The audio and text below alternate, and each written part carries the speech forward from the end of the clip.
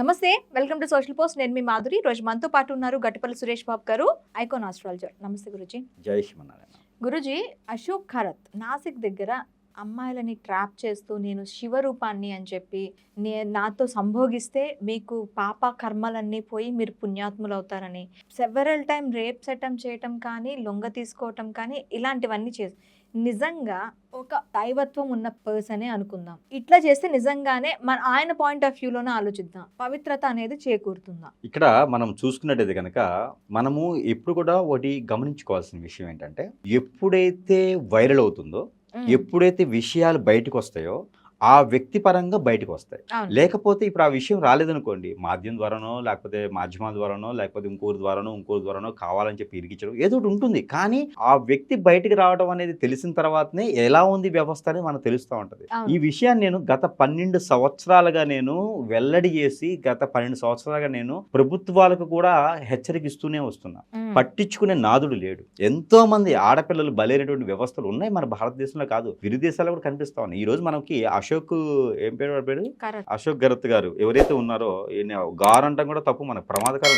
గారంటం కూడా వీళ్ళు ఏంటంటే ఇలాంటి దరిద్రులంతా కూడా కొరపడుకొని సంపాదన చేతగాక వీరంతా కూడా ఏమి చేయలేక ఒక అవతార పురుషులుగా అవతారంగా వేసుకుంటారు. ఇది నేర్చుకునేది కాదు, వీళ్ళంతా విద్య నేర్చుకునే వాళ్ళు కాదు. అవతారం వేసుకొని పిల్లకి వేసుకొని చేసుకుంటే వాళ్ళకి విద్య వచ్చిందని ఎలా చెప్పారండి? ప్రజలు నమ్మడానికి కూడా ఉండాలి. ఒకటి వచ్చేది, ప్రతి ఒక్కరు కూడా ఒక విద్య వస్తుంది, హిప్నాటిజం వస్తుంది. ఆ హిప్నాటిజం కష్టపడవు ఇప్షపడవు ఏదైనా చెట్టు క్రియలతోనో ఏదైనా మాంత్రికులతోనో ఎవరొకరు కాళ్ళు గడ్డలు పట్టుకొని హిప్నాటిజం ఒకటి నేర్చుకుంటారు. ఎదుటి వ్యక్తిని ఆకర్షింప చేయటం నేర్చుకుంటారు. మ్యాజిక్ ఒకటి ఉంటుంది. వారి మైండ్ సెట్ ని, వారి మనసుని కేంద్రీకృతం చేసి వారి వైపు తిప్పుకునేలా చేసేటువంటి ఒక తత్వం ఉంటుంది. అది ఈజీగానే అందరూ నేర్చుకుంటారు, ఏదో కష్టపడి నేర్చుకుంటారు. మీరు నాసిక్ దాకా వెళ్ళారు.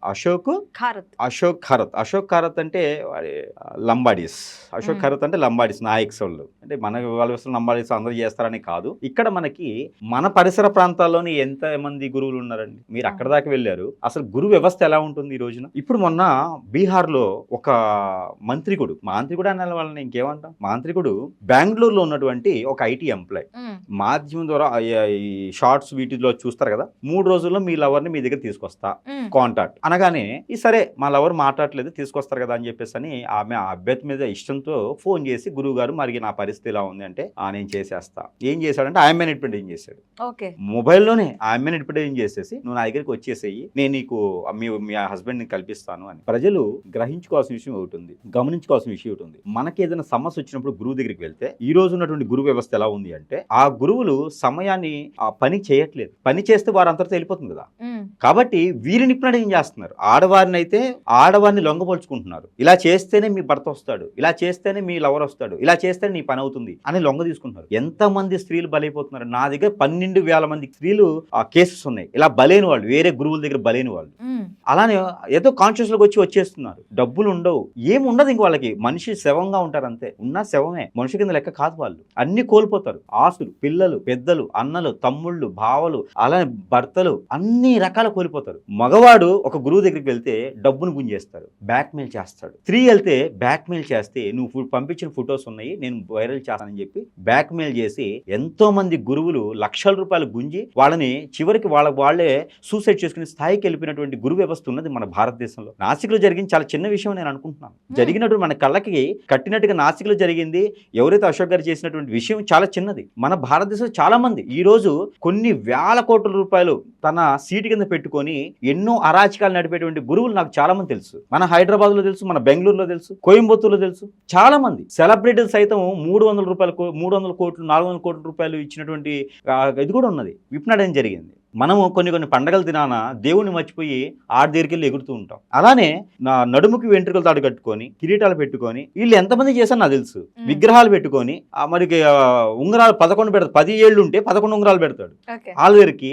ఇలాంటి వాళ్ళు ఎంతమంది చేశారు నాకు తెలుసు. వీళ్ళ వ్యవస్థ అంతా కూడా ఉన్నది. ఇలా బలైన వాళ్ళు చాలా మంది ఉన్నారు, బలి చేసిన వాళ్ళు చాలా మంది గురువులు. మరి ఇదంతా బయటికి రావాలంటే వాళ్ళని కూడా మాధ్యాలు చూడాలి. ఎంతమంది పిల్లల్ని ఇచ్చేస్తున్నారు, ఎంతమంది పెద్దల్ని ఇచ్చేస్తున్నారో వాళ్ళకి కులము, మతము, వ్యవస్థతో సంబంధం లేదు. స్త్రీ అయితే చాలు, వారికి వయసుతో సంబంధం లేదు, స్త్రీ అయితే చాలు. వారికి చెప్తారు నిజంగా మీరు నా దాంట్లో సంయుద్ధంగా పాల్గొంటే మీకు మంచి జరుగుతుంది, నగ్న పూజలు చేస్తే మంచి జరుగుతుంది. ఎవడు చెప్పాడండి వీళ్ళకి నగ్న పూజలు చేయమని? ఎక్కడ ఏ రాజ్యాంగం చెప్పింది? ఏ వేదం చెప్పింది వీళ్ళకి? ఏ సనాతన ధర్మంలో ఉంది? అసలు నగ్న పూజలు స్త్రీకి చేయకూడదు. అసలు అలాంటి చేసేటువంటి వ్యవస్థ లేదు. కన్ని పిల్లల్ని తీసుకొచ్చి పూజలు చేస్తూ ఉంటారు. ఎందుకండి ఇలా చేయడం? ఇవన్నీ కూడా మన ప్రభుత్వాలు కూడా చొరవ చేసుకోవడం, బినామీలుగా ప్రభుత్వాలు గురువుల్ని బినామీలుగా పెట్టుకోవడం, అసలు ప్రభుత్వాలే గురువుల్ని తయారు చేయడం, అంతే కదా. విద్య వచ్చిన వాళ్ళు ఎవరున్నారు, దానికి తగ్గట్టుగా ఏం చేస్తున్నారు అనేది సరిగా లేకపోవడం. గురు వ్యవస్థ సరిగా లేకపోతే ఇలానే ఉంటుంది. ఇక వాళ్ళకి ఏం తెలుస్తుందండి? స్త్రీలకు ఏం తెలుస్తుంది? మైండ్ సెట్ తెలియదు కదా. ఇప్పుడు వాళ్ళకి హిప్నటిజం చేస్తున్నారు అంటున్నారు. హిప్నటిజం చేస్తే మనిషి తన యొక్క ఏదైతే స్పృహ ఉంటుంది కంప్లీట్ పోతుందండి, ఖచ్చితంగా పోతుంది. కూర్చుని దగ్గర నుంచి నా వైపు తిప్పుకోవచ్చు, కళ్ళతో చూస్తే నా వైపు తిప్పుకోవచ్చు, మాట్లాడుతూ మీకు ఆహారం ఇస్తే నా వైపు తిప్పుకోవచ్చు, మీ నెత్తిని చేపెడితే చాలు మీ నెత్తిని అతమారిపోవచ్చు. మనకి నేలలో తొక్కేయటమే మిమ్మల్ని. గురువులకి పాదసేవ చేయకూడదు. గురువులకి ఎక్కడ ఉంటుందంటే కళ్ళల్లో ఉంటుంది, నోట్లో ఉంటుంది, చేతిలో ఉంటుంది, పాదాల్లో ఉంటుంది. ఇప్పుడు నేను చేసే గుణం సత్గుణం ఉంటుంది అనమాట. ఆ కళ్ళ ద్వారా చూసినా, నోటి ద్వారా మాట్లాడినా, లేదు అంటే ఊది ఇచ్చినా, అంటే అందరూ చేయరు అట్లాగా. చెడు తత్వంతో ఉన్నవారు, లొంగ పోల్చుకోవాలనుకున్నవారు చేతి ద్వారా ఏమి ఇచ్చినా అలా చేస్తే ద్వారా హిప్నటిజం అవుతారు, త్వరగా హిప్నటిజం అవుతారు. బట్టలు ఇచ్చినా, ఫుడ్ ఇచ్చినా, అవన్నీ కూడా మనం తిన్నాం అనుకోండి, మన మైండ్ సెట్ అంతా అటు వెళ్ళిపోతుంది. మంత్రం చేసేస్తారు. దాంట్లో కొన్ని మంత్రాలు ఉంటాయి, కొన్ని మంత్రాలు ఉన్నాయి, అలాగా హిప్నటిజం చేసే మంత్రాలు ఉన్నాయి. మేము చేస్తాం హిప్నటిజం. అది ఎట్లా చేస్తామంటే మేము హిప్నటిజం చేసి తెలుస్తుంది, మాకు కూడా మేము చెడు చేస్తుందని తెలుస్తుంది. కానీ ఎవరికి కూడా చెడు చేయం. మా గురువులు మాకు ఏం చెప్పారంటే, జన్మలో బ్రతికుండగా ఎదుటి వాళ్ళకి నీ విద్య ద్వారా ఇంకొకరికి హాని కలగకూడదు, అలా అయితేనే నాకు ఉపదేశం చేస్తాను అన్నారు. అలాగనే మేము నేర్చుకున్నాం. అలా బలైన వాళ్ళకి మీరు బాగు చేయండి. ఇలా ఉండి దాని మీద ధర్మంతో ఉండేటువంటి గురువులు చాలా తక్కువ మంది ఉంటారు. ఇక దొరికింది కదా విద్య, ఎవరినైనా నేను ఏదైనా చేయొచ్చు అని చెప్పి చేస్తే చివరికి వారి పామును పెంచే వారికి ఒకటి ఉంటుంది, పాముతోనే పోతారు అని.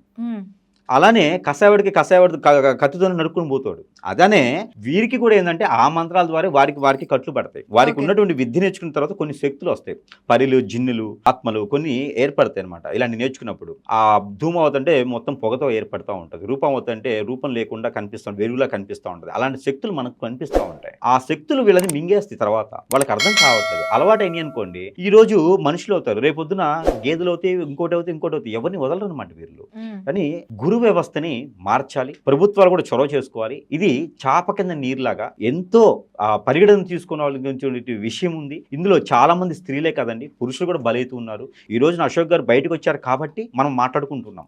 బయటికి రానటువంటి గురువులు చాలా మంది ఉన్నారు. మాట్లాడుతూ నా దగ్గర పూజకు వచ్చేస్తే నీ కోటీశ్వరుని చేసేస్తారు. ఏ రకం కోటీశ్వరుని చేస్తారు? మీరు గురువు అయినోడివి సమస్యకి పరిష్కారం చెప్పాలి, కానీ కోటీశ్వరుని చేస్తారంటే ఎలా చేస్తారు? మీ భర్త ఎందుకు వదిలేసేయండి, నాతో వచ్చేయండి. గురువులు పాదసేవ చేయించుకుంటారు. గురువులు అనేది బోధన చేయడానికి. గురువులు భయపెడుతూ ఉంటారు. ఎందుకు భయపెట్టాలండి? మాంసాహారం పెడుతూ ఉంటారు, మద్యం పెడుతూ ఉంటారు. ఎందుకు ఇవన్నీ?